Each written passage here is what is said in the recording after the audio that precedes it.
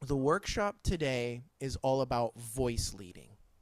And so we're going to talk about what is voice leading, where does it come from, and then how do we use it as a bass player, right? And so, yeah, voice leading is the topic, but the goal of today is to empower you with a new set of tools or a new perspective on riff writing, right? And riff writing, not from the standpoint of rhythm. I've got another person joining, so I'm going to let them in. Oh, nope, they left. Okay.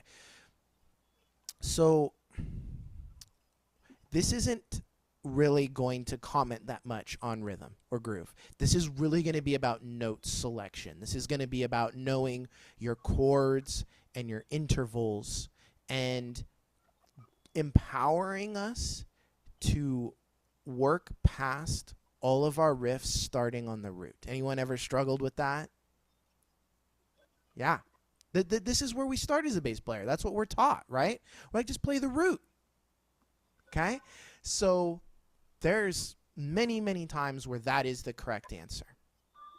But this mindset is going to help us push past that in a way where we can really measure our success. Right? Instead of just being like, well, I'm playing on the third because I don't want to play on the root. I'm playing on this note just because I don't want to start on the one, right? This is going to give us a means to do that. So voice leading for riff writing for bassists. So I'm going to share my screen. So if everyone can see the screen that I'm sharing, it's just got a picture of a person playing bass. And it says voice leading for bass guitar. Okay? And as I was saying earlier before Dawn came on, it's an introduction of the concepts and rules of voice leading, but specifically for writing bass lines. For those of us who didn't have a AP music theory experience or do theory in college, voice leading is a really, really fundamental part of music theory, but where they lack and where I'm hoping to bridge the gap is that they teach it for two main purposes: choir and piano. Okay? So voice leading is a system for taking the notes of a chord and saying who in the band is responsible for each chord. So in choir, you have bass, tenor, alto, soprano. We use voice leading to say, here's the note the bass section is singing. Here's the note the alto section is singing. We're breaking up the different notes of the chord and we're assigning them, right? And we could do the same thing like if you've got a five-piece band, you've got, two guitars, piano, and bass. You could say, all right, the bass player is going to play the bass note. First guitar is going to play the third of the chord. Second guitar is going to play the fifth. Piano is going to play the seventh. We can approach it the same way, although that's not as common. The other really, really common way that voice leading is used has to do with piano players, right? Because if you've ever looked at a piano, it's really linear. You can see each note, and it's a lot easier to say, oh, well, the root goes here, and the third goes here, and the fifth goes here, and then I'm going to double that. And voice leading is a system to determine which note is going to be lowest, right? If the root of the chord is the lowest note of the chord, then we call that chord root position.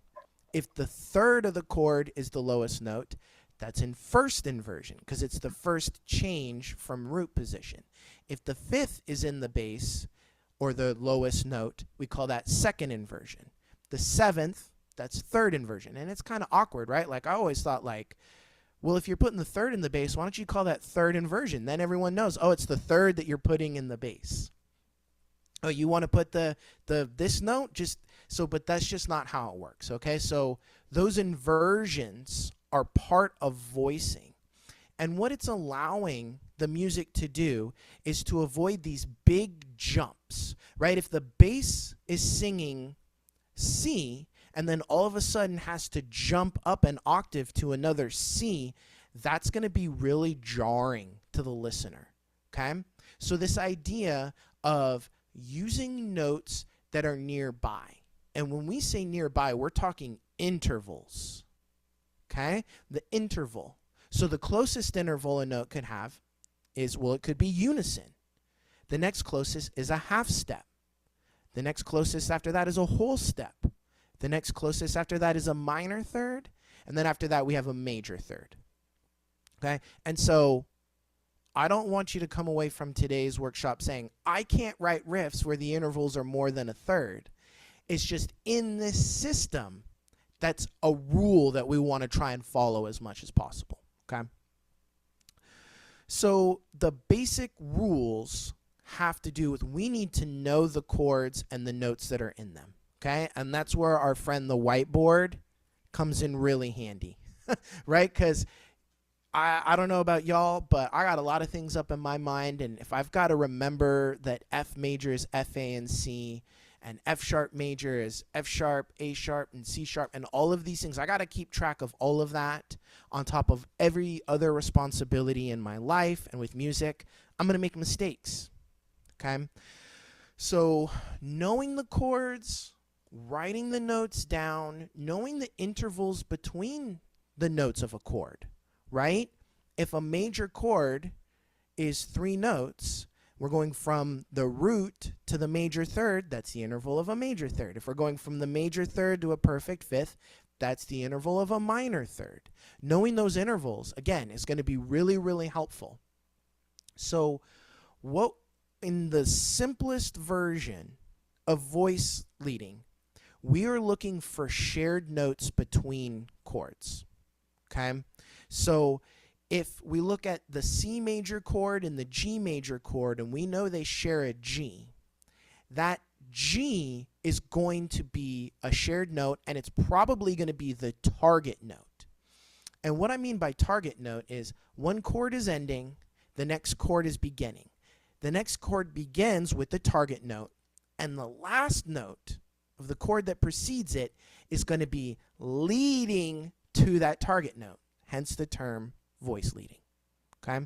So down in this example, we have C major, the notes of it, and then A minor. And we can see that because they share the C and the E, if we were playing this on a piano, or if we were writing this for a choir, whoever played the C, like if the bass player played, the bass range played C, in the C major chord, they're going to keep playing C in the A minor chord. They're going to keep that common tone the same.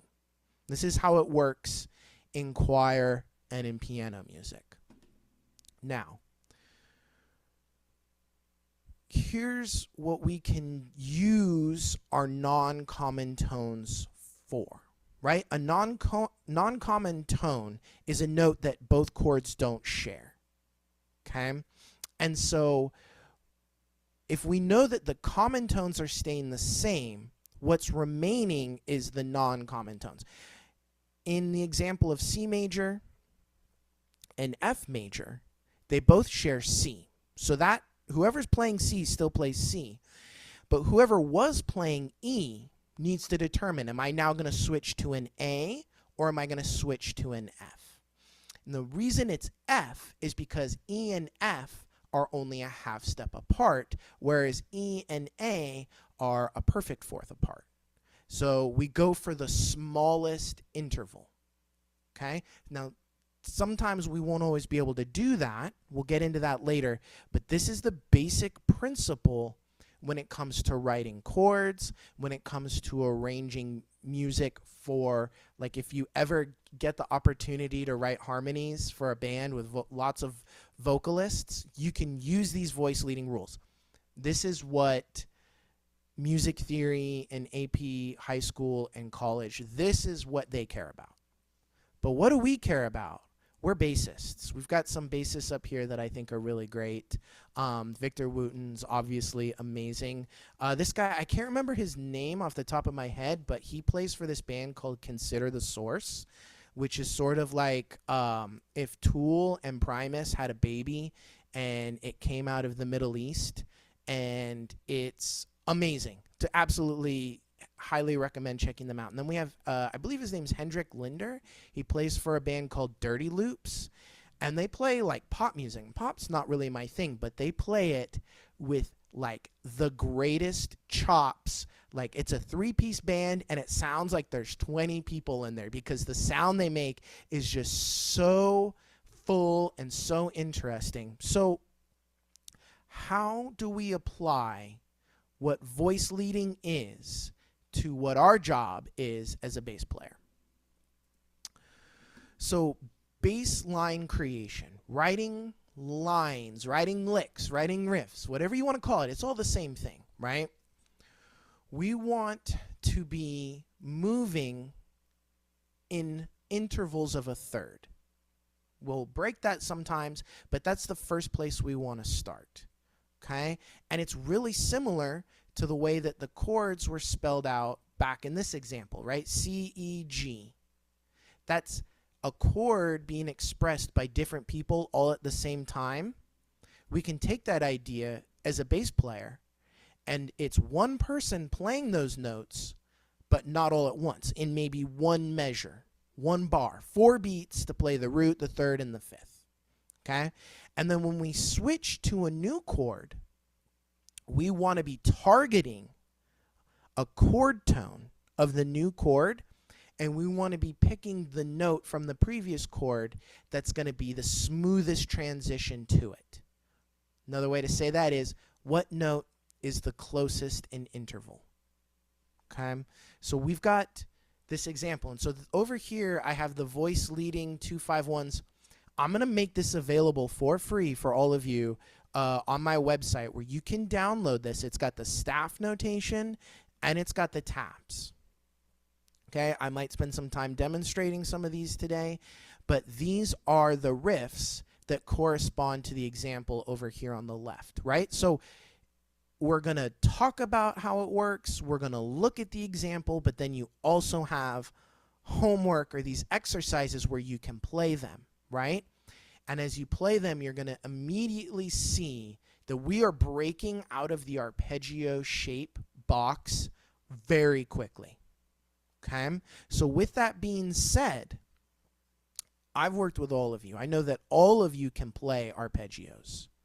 You can play arpeggios without looking. Arpeggios are really important. But what happens due to the limitation of our instrument, I'll grab my bass. I have limitations on this instrument in 4 different directions. I can run out of notes going this way. I can run out of notes going this way. I can run out of notes going this way and this way. So that being said, if all we can do, or if we're stuck on shapes of arpeggios, there's going to be times where our shape isn't appropriate. Here's a great example. If I'm playing D major, this is the D on my A string, I've got all the room to play it up, but I don't have all the room to play it down. I can get to the third, and then I run out of notes, okay?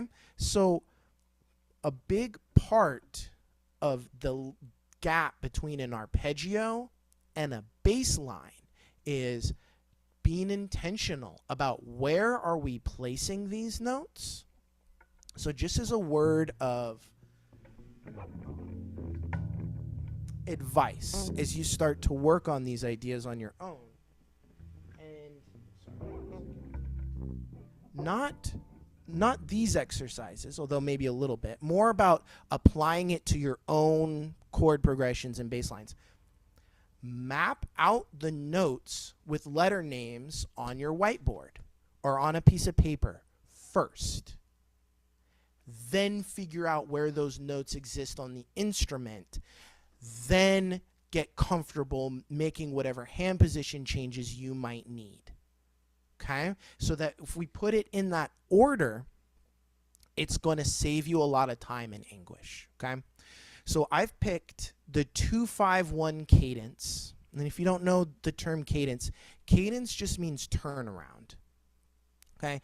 It is the most common turnaround in all of Western music. And all of my examples today are sticking within the same 2-5-1 in the same key. So really studious student might say, cool, I can play this in the key of C. Can I play it in the key of G? Can I play it in the key of F? Take it through all the major keys, right? But so that we can see the principles at work, I didn't want to move the keys around too much to get lost in that. sauce, okay? So our first example, it might be kind of small. I'm going to zoom in a little bit just on the sheet music. Oh, you going to allow me to move it? Hopefully everyone can see this. What we're playing here is D, F, A, F, and then our target note is G. Okay, we can see that over here. We have got the D minor with D, F, A, and F. The G dominant chord is G, F, D, and B, and then the C chord is playing C. So for the C chord, because that was our resolution, that was our landing note, we're just going to land on the C. But the other two chords have one note for each beat. Okay? So if our target note is G in G dominant, we want to think to ourselves, what note from D minor is the closest in interval? And because F is a chord tone of both of these chords, and it is only a half step away from the G, it is the best and really only option in this scenario if our target note is the root of G. Okay? So now in this scenario, we had to repeat the note F. Okay? Now, there's a couple ways we could have gotten around this, but because we're playing with just triads, sometimes we're going to have to end up repeating a note. Notice that I didn't have the note repeat next to itself in sequence. I put something between it. Okay? Now, you can try that. You can try other things as well, but that's going to be a little bit of a common theme when we're using triads, because we've only got 3 notes. Right? We only have 3 different notes to choose. Sometimes we're going to have to include some extra ones. Okay? So that's targeting. That's going from the 2 chord to the 5 chord, targeting the root of the 5 chord. Okay? Now, we don't have to target the root. Right? As I was saying, part of this is to get away from always starting on the root. So what if we choose to target something else? What if we choose to target the 3rd of our next chord, right? And as you'll see when you download the example, I have a written version targeting the root, the 3rd, the 5th, and the 7th. They're not all going to sound equally good. They're not all going to fit in every context. But this is written out just so you can do your due diligence. What does each one sound like? What's the work? What's the pattern I have to create so that I can get to the 3rd of the chord? So I can get to the 5th of the chord? So that I can get to the 7th of the chord, right? So we can see now because we've changed the target note of G to a B, a different note in the D minor chord is now the closest note. It's now the A. It's now the 5th. So now that 5th is being repeated. We're going D, A, F, A, B, right? So we're repeating A. We could have done that another way. There's other patterns. There's other paths, but that's the one that I picked. Okay? Now, another element that's important here, and this is sometimes going to make things more challenging, but this idea of keeping a consistent direction. If the leading note to the target note is going up, then the notes after the target note might also want to go up.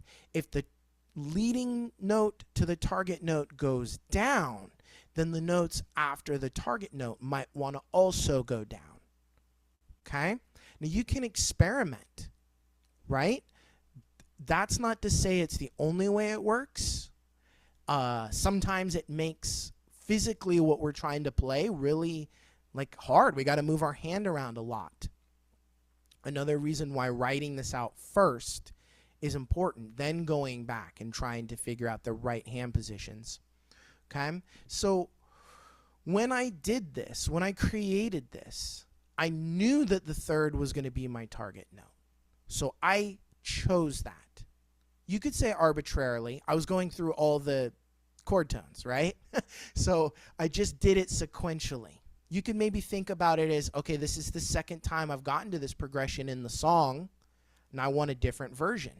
Here we go. Now we have a different way to play the same chord progression. Okay, so I knew I was targeting B. Then I thought, okay, well, what note should come before the B? That's the A, right? Because we can see that D and F are a lot further in interval than the A is. Okay, so that getting the target note and the leading note is going to kind of fill in a lot of blanks for us. Okay, so some of you who've done lessons with me and we've worked on this is exactly how we do it, right? We here's the target note, what's nearby, let me fill in the blanks. Okay, so this is using only chord tones. Notice that we had to repeat some notes. We never used a note that wasn't in the chord we were playing. But it doesn't have to be that way. Here is a great mechanism for incorporating chromaticism. Okay? So by definition, chromaticism is going to use notes that are not in your chord, that are not in your scale, that are out, that don't belong, that are wrong. And that is exactly why they sound so good. They're creating this tension and then resolving it in a very quick sequence. Some of you might have some experience writing riffs, and you land on a note and you let that note ring and it's got tension and you're just like, oh, that's sour, oh, that's rough, right?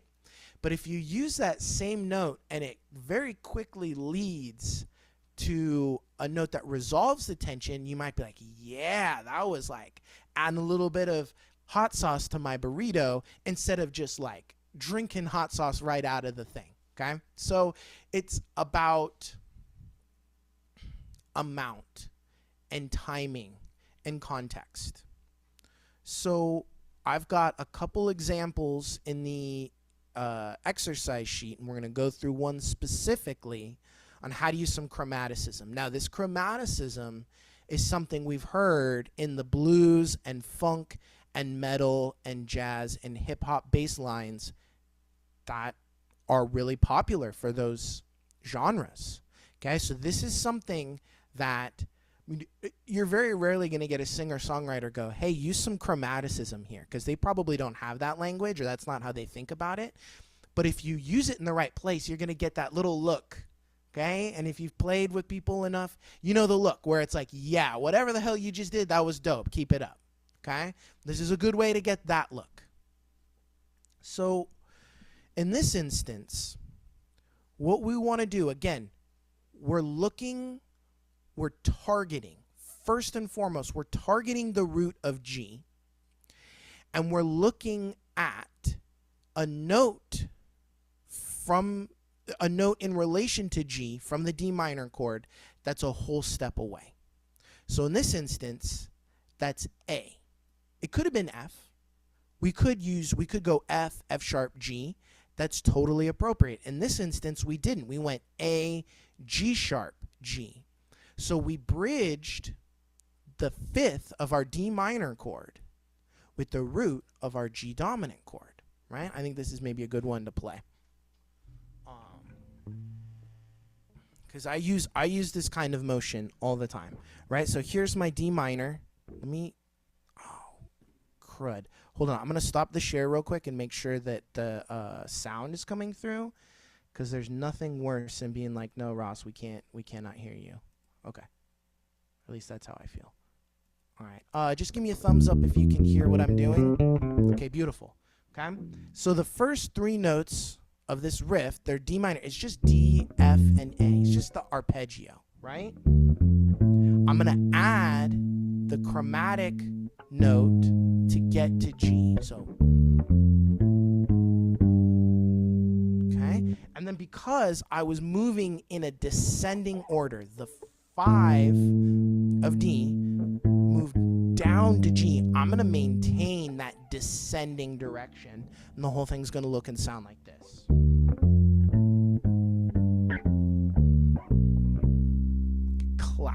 Classic bass line to play in blues context, in jazz context, in hip hop and funk. What do we need to do to switch it between those genres? Groove, right?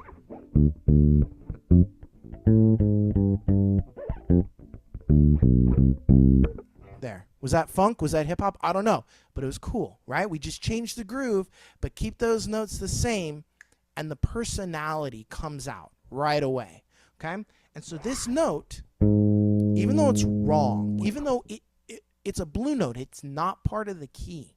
It's not part of the chord, it's not part of the scale, it's not part of the key.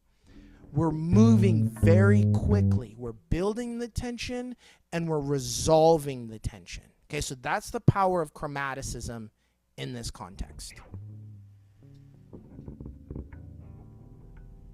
So if you're looking to use chromaticism like I just did, you could look at notes between two chords that are separated by a whole step, because then you just play the note that's in between them, right? Like I said, you could play F, F sharp, G, or A, G sharp, G, right? That half step relationship. You could look for a minor third, right? If the chords you're looking at are separated by C and E flat, that's a minor third, then you could hit C, D flat, D, E flat, right? So there's a couple different tricks that you can learn, and like a lens to find where they naturally apply here, okay? So using that chromaticism to lead to target notes is really powerful. Another thing that we can do is we can use scale tones, okay? Scale tones are notes that are not part of the chord, but they're part of the scale that you're in. So that might mean you need to know the scale you're in when you're playing a chord progression, right? So that the notes you're using fit. Don't get me wrong.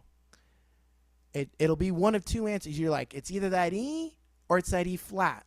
Let me try both, and you'll know pretty quickly which one's right and which one's wrong, okay? Now you play the wrong one, add the other one in there, make it chromatic, no one will know, okay? So using these scale tones is going to be another really interesting way to lead to our target note. So in this example, same chord, still D minor, G dominant, and C major. I've added the note E. E is the second or the ninth, however you want to consider it, of the D chord. It's not a D9, but we want to always know if we added it to the chord, what does the chord become?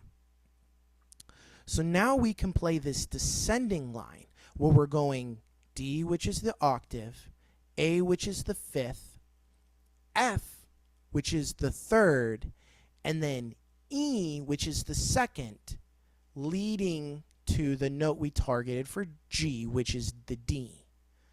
Okay? Now in the other examples, we hadn't targeted D yet, though I do have it in the sheet.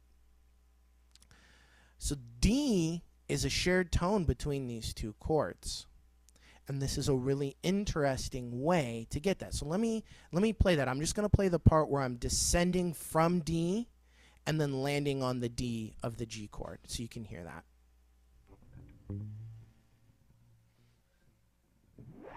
So octave, fifth, third, second. Okay, and then from there, so I guess I will play the whole thing.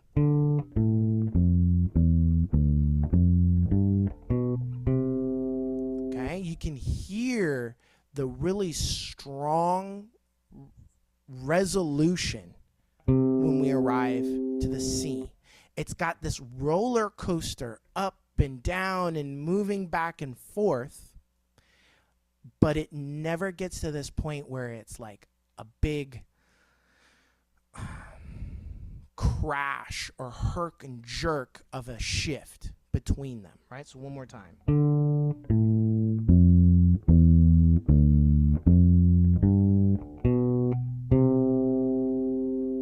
And that one's pretty cool because we're not really moving our hand position very much, okay?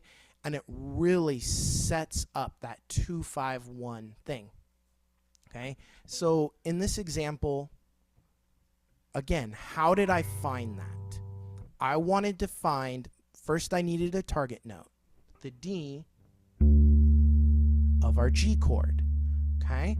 Then I need to find a note that's a third above it or a third below it.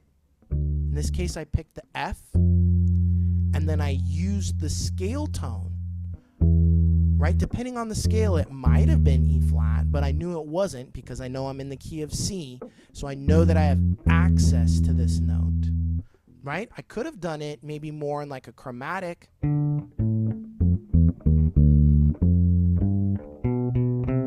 Something like that, right? But this is not using chromaticism, it's just using the scale tones. So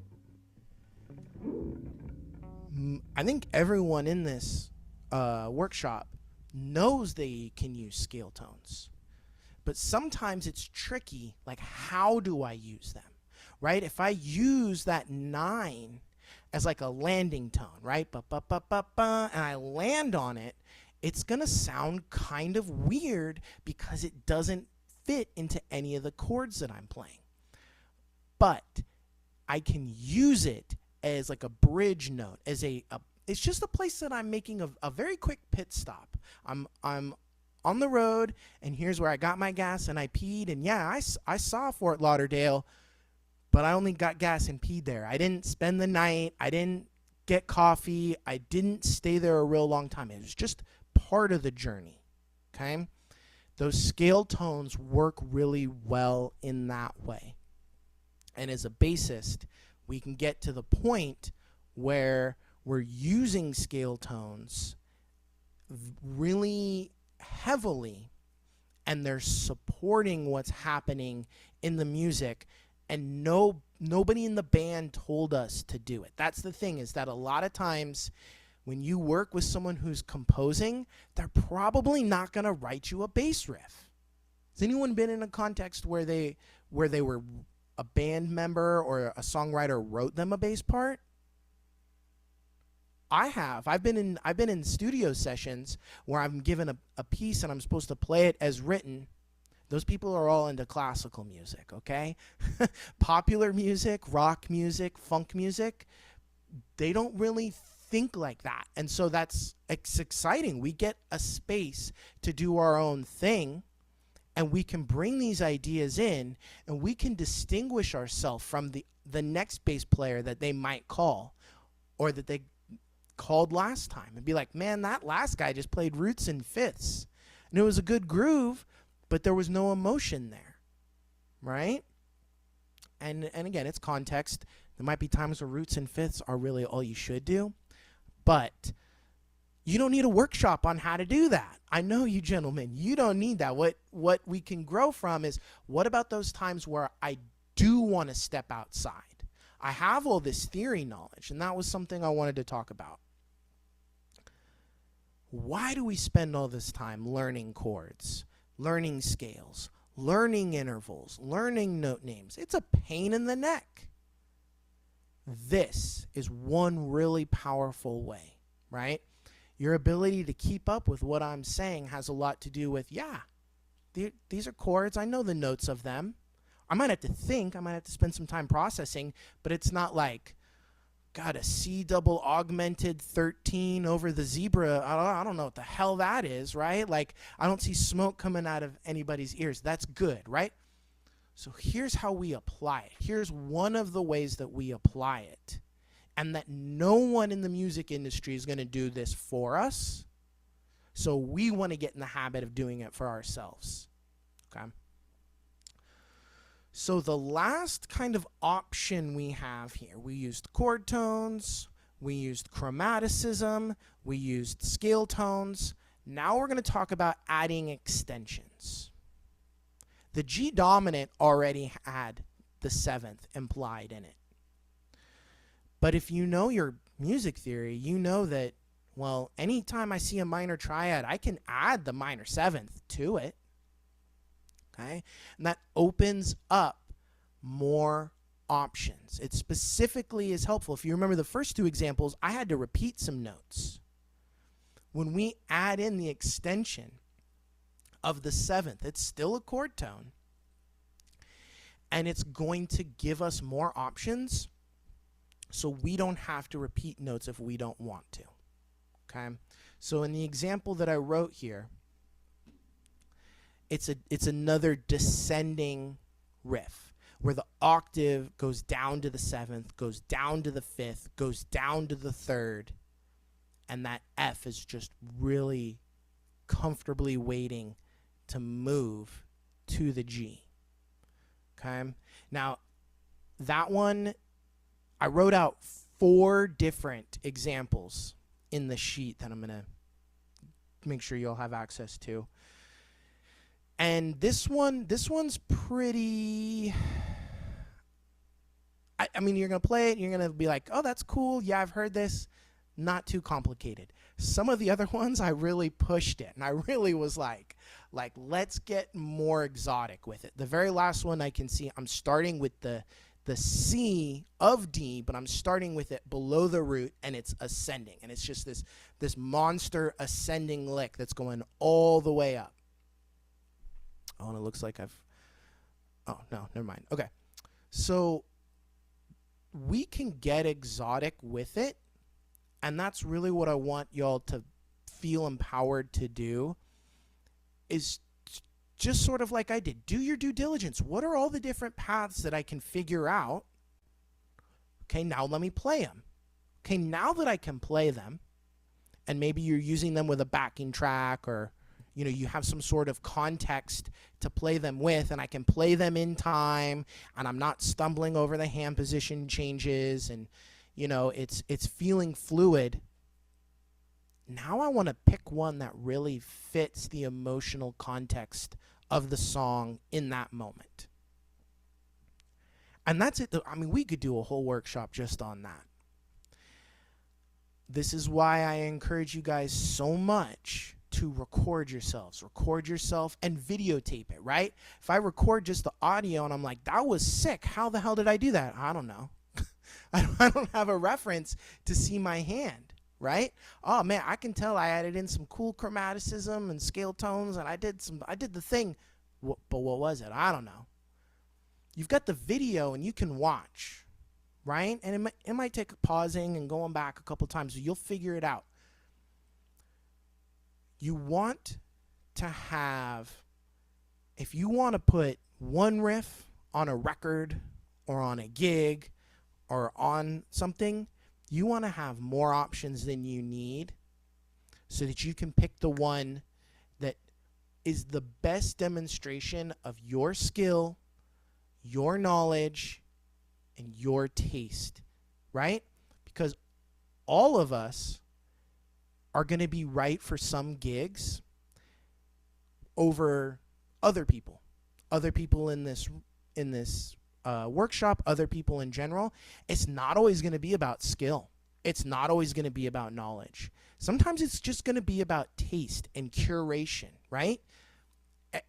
I bet you there's some bands I could name and we'd be like, oh yeah, we've all heard that. And then I could find a band that only one of us in here had heard of, right? And that background, that cultural context is going to be helpful in you finding your sound so that you're not playing my ideas. You're not playing the other people's ideas. That's cool. We want to study that stuff.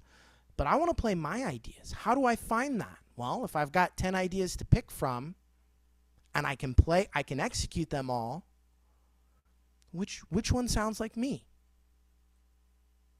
Okay? So, a lot of information.